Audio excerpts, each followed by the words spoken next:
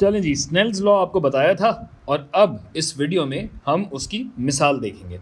हमारे पास कुछ मटेरियल दिए गए हैं, vacuum, air, water, glass, cooking oil वगैरह वगैरह वगैरह, और इनके रिफ्रैक्टिव इंडिसीज हमें दी गई हैं। इंडेक्स की जमा होती है इंडिसीज। ठीक है भाई। तो अगर रोशनी की एक शुआ हवा में 35 डिग्री के एंगल से पानी में दाखिल हो रही है, तो पानी में रिफ्रैक्ट होने के बाद किस एंगल पे ये रोशनी आगे बढ़ेगी।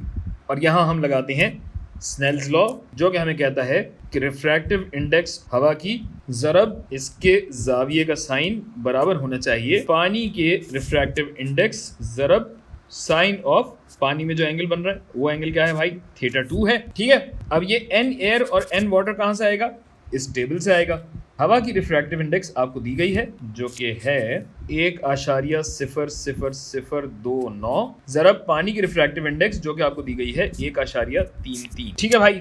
और θ2 हमें निकालना है। तो भाई इस सब को अगर मैं घुमा के लिख दूं, इससे ले आऊं यहाँ, तो जिंदगी आसान हो जाएगी।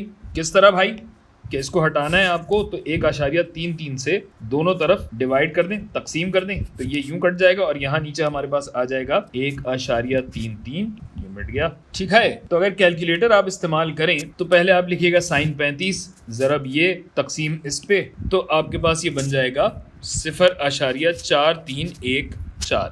अगर यहाँ से साइन आप हटाना चाहते हैं तो आप दोनों तरफ क्या करेंगे भाई, साइन का इन्वर्स लीजिए। तो ये कहानी क्या बनेगी भाई, अभी लिख देते हैं। θ2 बराबर होगा साइन इनवर्स 0.4314 के, जिसे आप कैलकुलेट करें तो θ2 आपके पास आएगा 25.6 डिग्री। गोया हवा से 35 डिग्री पे अगर रोशनी या रोशनी की शुआ पानी में दाखिल हो रही है, तो हमें ये तो जानते हैं कि रिफ्रैक्शन होगी, लेकिन कितनी होगी, 35 डिग्री से 25.6 डिग्री तक।